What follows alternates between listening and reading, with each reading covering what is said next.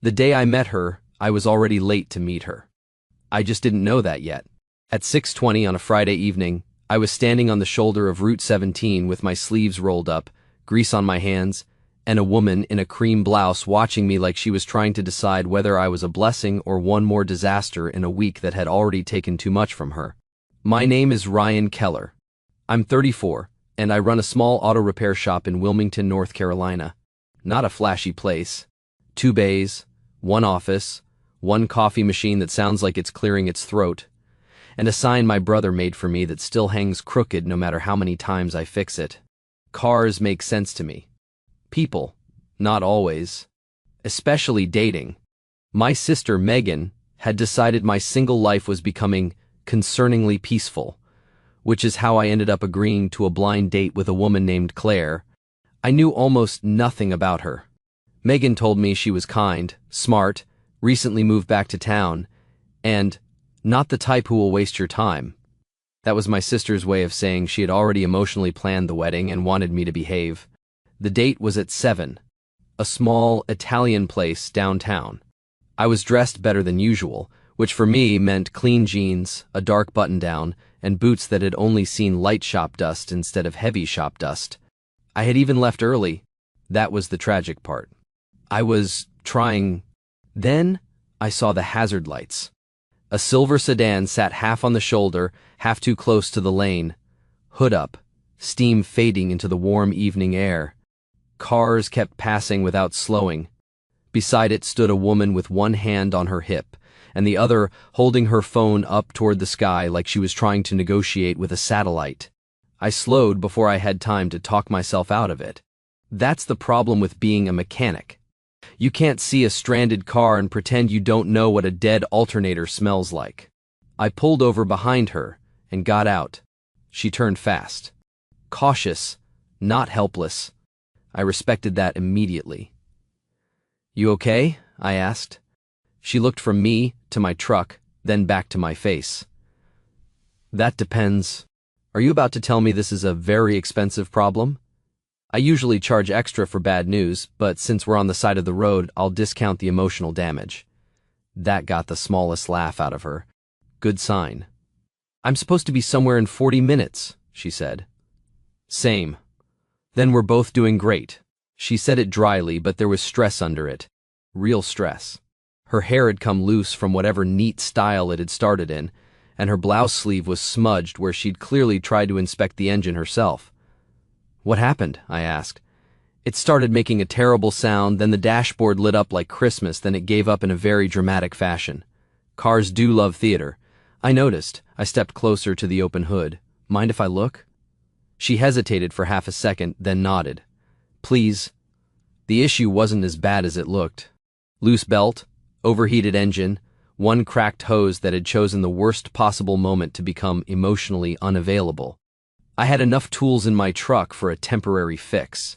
Not perfect, but enough to get her off the road and somewhere safe. She stood a few feet away while I worked, watching carefully. Not hovering, observing. "What do you do?" she asked after a minute. "Auto repair?" She smiled faintly. "Lucky me." "That depends how well this holds. And when you're not rescuing strangers from roadside humiliation, I disappoint my sister by not dating enough." That made her laugh for real.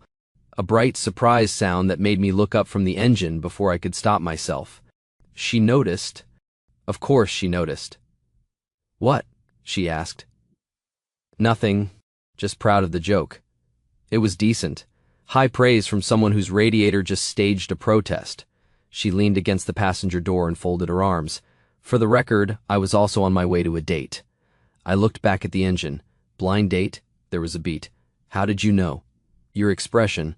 "My expression says blind date?" "It says, I have been convinced by someone who loves me that this is a good idea, and I am not fully persuaded." She stared at me. Then she laughed again. "That is offensively accurate. Sibling?" "Best friend," she said. "She says I've been hiding behind work." "Have you?" Her smile softened, but it didn't disappear. "Maybe." I nodded like that answer made sense. Because it did. I'd been hiding behind work for years. It's easy to call yourself busy when what you really mean is tired of starting over with people who don't know where the bruises are. I tightened the temporary clamp, checked the hose, then stepped back. Try starting it. She slid into the driver's seat. The engine turned once, twice, then caught. She looked at me through the windshield like I had performed a small miracle instead of a roadside patch job. I gave her a thumbs up. She got out, relief all over her face. You just saved my night. Maybe. Drive slow. No heroics. And don't push it past downtown. She looked at my hands. You're covered in grease. I've had worse dates. Her eyebrows lifted. I realized what I'd said 1 second too late. She smiled. I hope this one goes better. Me too. For a second we just stood there beside her car while traffic moved past and the evening light turned everything warmer than it had any right to be. Then her phone buzzed. Mine buzzed almost at the same time. We both looked down. My sister Megan, don't be late. Claire is already nervous. Be normal. The woman in front of me looked at her own screen and went very still. Then she slowly looked up at me. Ryan? She asked. My stomach dropped. I stared at her. Claire? I said. For 1 full second, neither of us moved. Then she looked at my grease-covered hands, my open tool bag, her temporarily fixed car, and started laughing so hard she had to lean against the door. And I stood there realizing I had just fixed my blind date's car on the way to meeting her. Claire laughed for a solid 10 seconds. Not polite laughter, not nervous laughter, the kind that starts because the universe has become too ridiculous to respect. I stood there with grease on my hands, a wrench near my boot, and the slow, horrible realization that the woman my sister had been describing for 2 weeks was the same woman whose cracked coolant hose I had just temporarily bullied back into cooperation on the side of Route 17. Well, Claire said finally, wiping one corner of her eye, this is either the worst blind date entrance ever or the best one. I'm leaning toward memorable. That's safe. My sister told me to be normal. Claire looked at my hands. How's that going? Poorly. That set her off again. And honestly, thank God. Because laughter was easier than the sudden awareness that I had already liked her before I knew I was supposed to. That was the problem. On a blind date, you expect awkward introductions, small talk, careful smiles, maybe a polite drink and a mutual decision that nobody did anything wrong, but chemistry had apparently been busy elsewhere. You do not expect to meet the woman on the side of the road, fix her car, make her laugh twice, and then discover the whole evening had been trying to introduce you anyway. Claire looked at my truck. So what now? I glanced at the time. 6:41. We can still make dinner. She looked at her sedan, then at me. My car may or may not survive that plan. It'll survive the restaurant if you take it easy. And you? I'll follow you. She tilted her head. That sounds very mechanic. It is. It also sounds very date. That hit me harder than it should have. She seemed to realize it too, because her smile softened. Sorry, she said. That came out more something than I meant. I'm not complaining. No? No? There was another quiet second between us, and this time neither of us laughed immediately. The road noise filled the space for us. Cars passing, warm wind, the ticking sound of her engine cooling under the raised hood. Then my phone buzzed again. Megan, are you alive? I showed Claire. Claire showed me hers. Vanessa, did he get there? Don't panic. He's probably nice. I stared at the text. Vanessa set you up? Claire nodded. My best friend. My sister works with Vanessa. Of course she does. Small town conspiracy, apparently with automotive complications. I sent Megan one message. I found her. Long story. We're coming. Then I closed the hood of Claire's car and said, okay, keep it under 40 if you can. If the temperature gauge climbs, pull over immediately. Yes, sir. I looked at her. She smiled like she knew exactly what that did, and regretted nothing. Dangerous woman. The drive downtown was slow, ridiculous, and strangely intimate for two people in separate cars. I stayed behind her the whole way, watching her brake lights, checking for steam. knowing this was the least romantic escort in the history of first dates and somehow more romantic than any restaurant entrance I could have planned. When we pulled into the lot behind the Italian place, Claire got out first. Her car had held. Barely. She pointed at it. Please tell me I'm allowed to be proud. You may be proud of following basic instructions. Romance is alive. I'm warming up. She laughed, then looked me over. That was when I remembered I was still not exactly date ready. My shirt had a grease mark near the cuff. My hands were worse. There was probably a streak near my jaw because life enjoys details. Claire noticed all of it. You look like you fought my car and won, she said. That is accurate. Do you want to reschedule? I expected relief at the option. Instead, the thought disappointed me. So I said, only if you do. She shook her head almost immediately. No. That one word landed clean. Good, I said. Her smile turned smaller, warmer. Good. Inside, the restaurant was exactly the kind of place my sister would pick for me. Soft lights, red brick walls, candles in little glass cups, enough noise to avoid awkward silence but not enough to hide from conversation. The hostess looked between us and said, Reservation? Keller, I said. She checked the tablet. 2? Claire lifted a hand. If the car allows it. The hostess blinked. I said, long story. Claire leaned slightly toward her and whispered, He fixed my car on the way here. The hostess looked at me, then back at Claire, then smiled like she had just decided this was better than whatever drama she usually heard at the host stand. Right this way. The first 15 minutes were easy.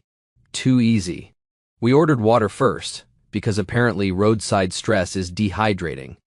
Claire told me she had moved back to Wilmington 6 months earlier after leaving a project management job in Raleigh that had swallowed her life whole. I told her about the shop, my brother, my sister's lifelong belief that she could improve everyone by force. Claire smiled into her glass. Vanessa says I hide behind competence. That sounds related. She says I make lists so I don't have to feel things. Do you? She looked at me over the candlelight. Sometimes, I nodded. I fix cars. That's not an answer. It is if you understand mechanics. Her smile came slowly. Then she asked, So, what are you hiding from? That was not first date small talk. But then again, this date had started with a cracked hose, and both of us stranded inside someone else's plan. I looked down at my hands, cleaner now but still faintly stained around the nails. Starting over badly, I said. Claire's face softened. I didn't mean to say more, but somehow I did. I was engaged once, 3 years ago. It ended quietly, which sounds easier than it is. No big betrayal, no screaming, just one day realizing she had been picturing a life that looked nothing like mine, and I had been trying to become someone who fit it.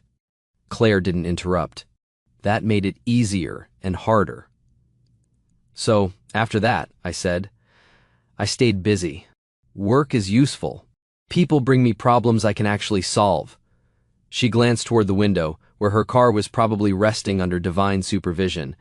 And then tonight, she said softly, I brought you one. I smiled.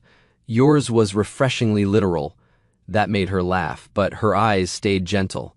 Then she leaned forward slightly and said, For what it's worth, I'm glad it was you who pulled over. That should have been a simple thank you. It wasn't. Not with the way she said it. Not with the candlelight catching her face and the strange feeling that the blind date had ended before it began, and something more honest had taken its place on the shoulder of a highway. Before I could answer, the waiter arrived with bread. Claire looked at the basket, then at me and said, Important question. Go ahead. If this goes badly, do we blame the setup, the car, or the bread? I picked up a piece. The bread deserves a chance to defend itself. She smiled, and for the first time in a long time, I stopped thinking about starting over badly. I started wondering what it would feel like to start over right. The bread defended itself well. So did the evening. By the time our food arrived, the date had stopped feeling blind. Maybe because we had already passed the usual first date performance stage somewhere on Route 17. It is hard to pretend you are smoother than you are when a woman has watched you wipe coolant off your forearm with a fast food napkin.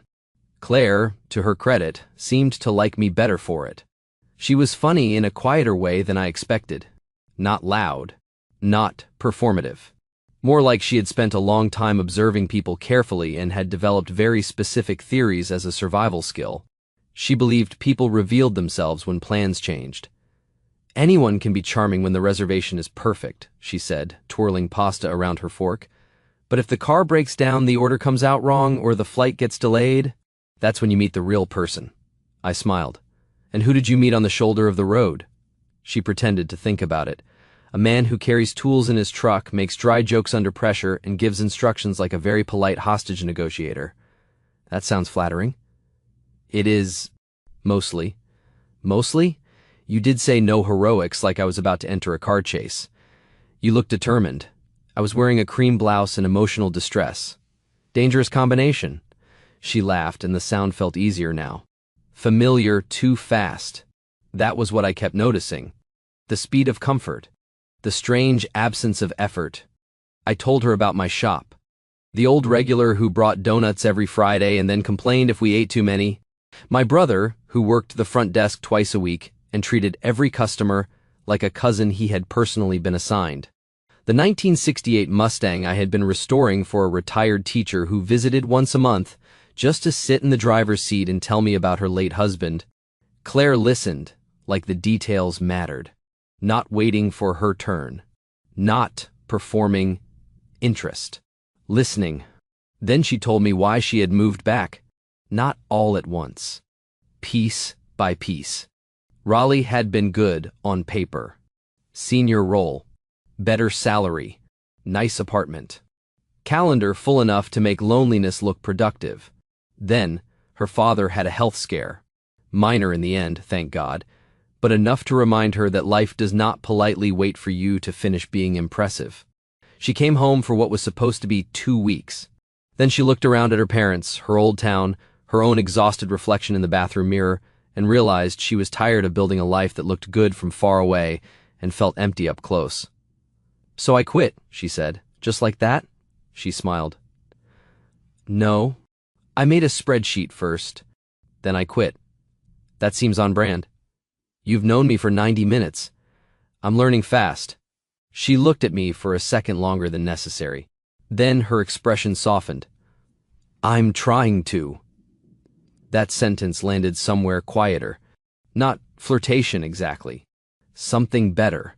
Toward the end of dinner, my phone buzzed. I glanced at the screen. Megan, do not mess this up. Vanessa says Claire is laughing. I stared at it. Claire watched my face. Your sister? Unfortunately, she held out her hand. Show me. No. That means yes. I turned the phone so she could read it. Claire laughed so hard the couple at the next table looked over. Then, her phone buzzed. She opened it, sighed, and showed me. Vanessa, he fixed your car? Claire. That's basically a Hallmark movie, with better labor skills. I leaned back. Better labor skills is going on my tombstone. Claire wiped at the corner of her eye. I'm sorry. I hate that she's right. I'm choosing not to examine that too closely. Wise. We paid separately because it was a first date, and neither of us wanted the other trapped in some weird etiquette performance. Outside, the night had cooled. Downtown lights reflected on the pavement, and her silver sedan sat in the lot under a street lamp like a questionable witness. I walked her to it. Moment of truth, she said. The engine started. No warning light. No steam. She looked genuinely proud. See? I followed instructions. For now. You're very suspicious. I know cars. And people? Less. Her smile gentled. Same. Claire leaned against her car, arms folded lightly, looking at me with that calm, careful expression again. Can I ask you something without making this weird? Given how we met, I think weird has been normalized. She nodded once, accepting that. If you hadn't found out I was your date, would you have asked for my number? I looked at her. The honest answer came faster than I expected. Yes. Her face changed, just a little. Even covered in grease? Especially then, you laughed at my Home Depot discount emotional damage line. That was a strong opening. You also called cars theatrical. They are. I respect that in a woman. She smiled, but her eyes stayed on mine.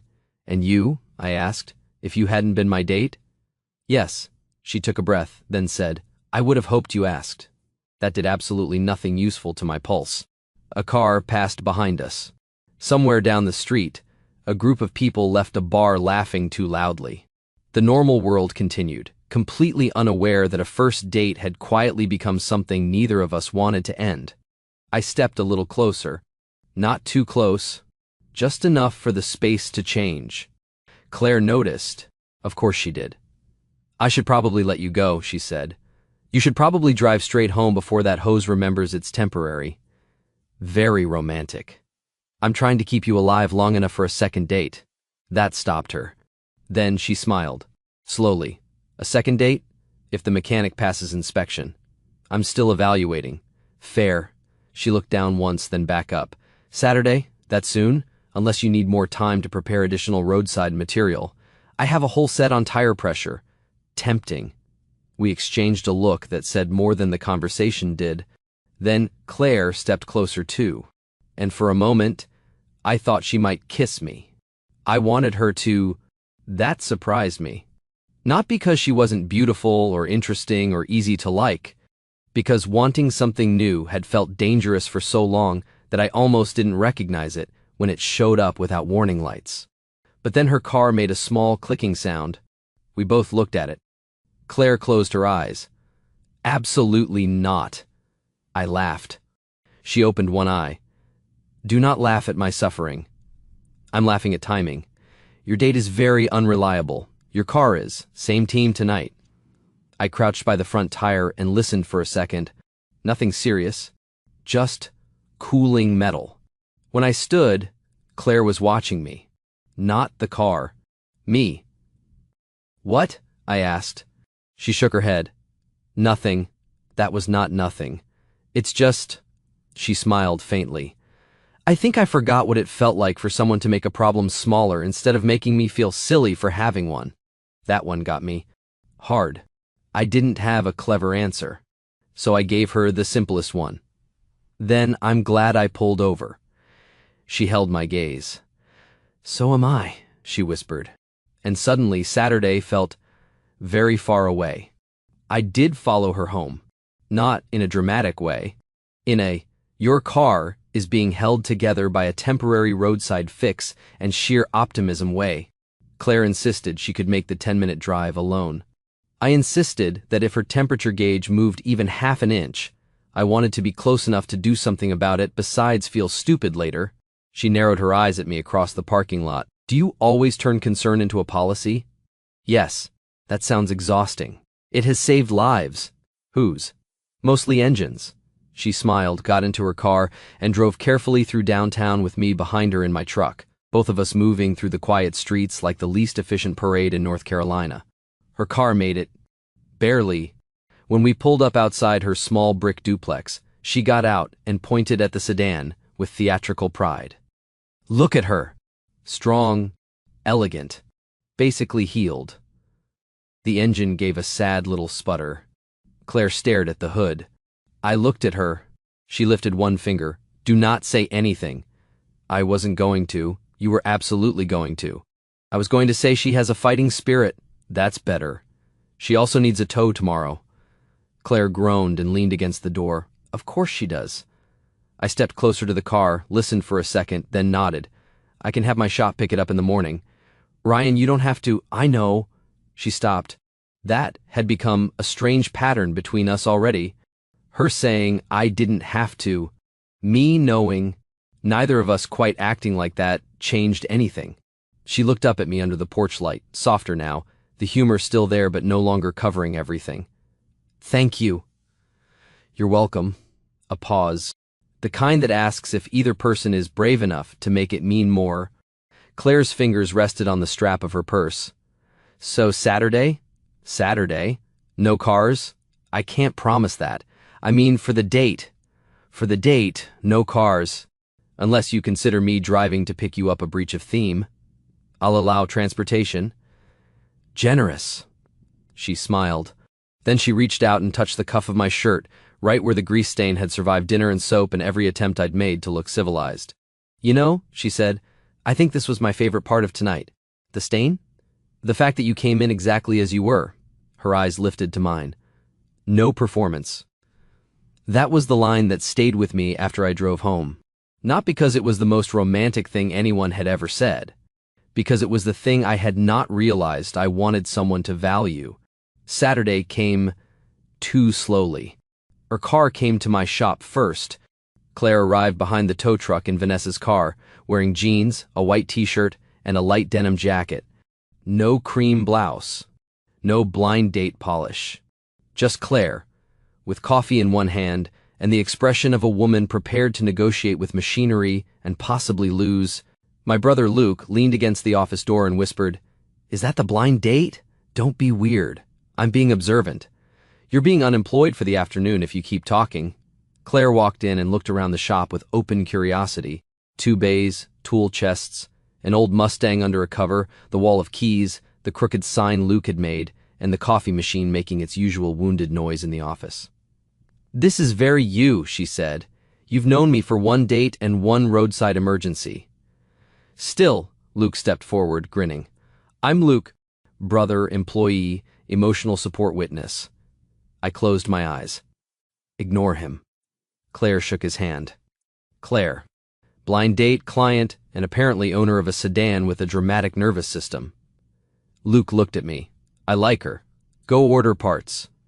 He went, but not before giving me a look that said I was going to hear about this for weeks. The car needed the hose replaced, a belt adjustment, and 1 small mercy from God. Nothing catastrophic. I told Claire as much while she stood beside the open bay door, watching me work. She didn't hover.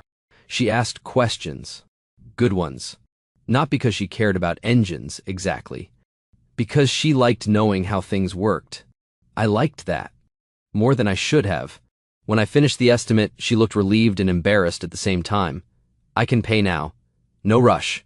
Her chin lifted slightly. "Ryan." "What?" "I don't want special treatment because we went on a date." "You're not getting special treatment. You're getting standard treatment with better conversation. That is suspiciously charming. I have moments." She studied me for a second, then nodded. "Fine, but I'm paying." "Yes, ma'am." Her eyes narrowed. "That tone is dangerous." Noted. By late afternoon, the car was fixed enough to stay at the shop overnight for a final check, and I had exactly 40 minutes to go home, shower, and become date-ready for a woman who had now seen me in my actual habitat and still seemed interested. Our second date was supposed to be simple. Seafood place by the water. No road shoulders. No engines. No family conspirators. And for most of the evening, it was perfect.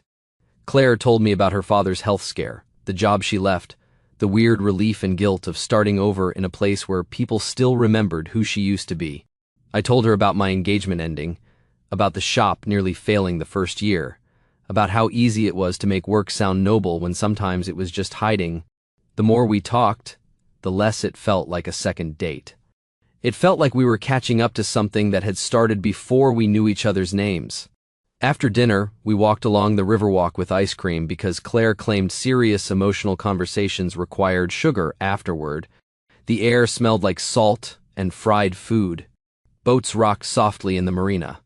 The sky had gone purple over the water. She stopped near the railing and looked out at the boats. "What?" I asked. She smiled without turning. "I was just thinking. That sounds dangerous." "It is." She looked at me then. "I'm trying to decide if this feels easy because it's real or because we're both relieved the first date wasn't awful. Could be both." "That's a diplomatic answer. I run a business. You fix cars. Same thing, more yelling." She laughed, then went quiet again. When she spoke, her voice was softer. "I don't want to make something bigger than it is just because the story is cute." I nodded. That was fair. The way we met was cute. Ridiculous, even. The kind of thing people would tell at dinners if it worked out, and quietly edit out if it didn't. But she was right. A good story was not the same thing as a good foundation. So I said, "Then, don't." She turned toward me fully. I stepped closer, but not enough to crowd her. "Let the story be cute. We can be honest." Claire looked at me for a long second. Then she whispered, "And honestly, yeah, I really like you." That hit me clean in the chest. No games, no performance, no careful first date varnish. Just the truth, standing there with melted ice cream in one hand and marina lights behind her. "I really like you too," I said. She smiled, but there was a little nervousness under it now. The good kind, the kind that means something might matter. I reached up slowly and brushed a strand of hair away from her cheek, giving her every chance to step back. She didn't, so I kissed her. Soft at first, careful. Then she leaned into it, one hand resting lightly against my chest, and the whole strange chain of events, Megan, Vanessa, the dead hose, the blind reservation, the roadside shoulder, collapsed into one simple thing that made more sense than any of it should have. When we pulled apart, Claire let out a small breath and looked at me like she was trying not to smile too hard. "Well," she said, "that sounded like a review." It was. "And?" She looked toward the marina, then back at me.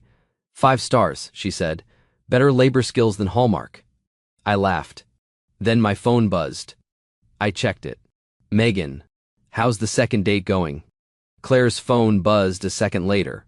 She looked down and sighed. "Vanessa." We showed each other the screens at the same time. "Vanessa, if he kisses you tonight, I want credit." Claire closed her eyes. "I am going to block her." I looked at her. "You don't have to answer." "Oh, I'm answering." She typed fast, smiled to herself, and showed me before sending. "He did. You get no credit." I laughed so hard, a couple walking past glanced over. Claire sent it. Then she looked up at me, still smiling, and said, "So now what?" And for the first time in years, the answer didn't scare me. Not because I knew exactly where this was going. Because I wanted to find out. Claire's question stayed with me the whole drive home. So now what? Not because I didn't know what I wanted. Because wanting something after a long season of being careful feels strange at first. Like walking on a road you used to avoid and realizing it was never blocked. You had just gotten used to turning away. The next morning, her sedan was ready.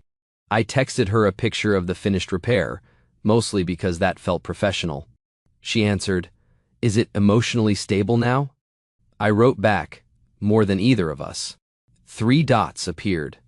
Disappeared. Then that feels accurate. Also, I miss it. I stared at the screen for a second longer than a mechanic should stare at a text about a sedan. Then another message came in. "And maybe you too, but don't get weird." I laughed in the office so loudly Luke leaned around the doorframe. "Good news from the dramatic nervous system? Go rotate something." "I'm sensing romance." "I'm sensing unemployment." He left grinning. Claire came by after lunch to pick up the car. She walked into the shop wearing sunglasses, a soft green dress, and the kind of smile that made my brother suddenly become very interested in inventory in the back room. I handed her the keys. All fixed.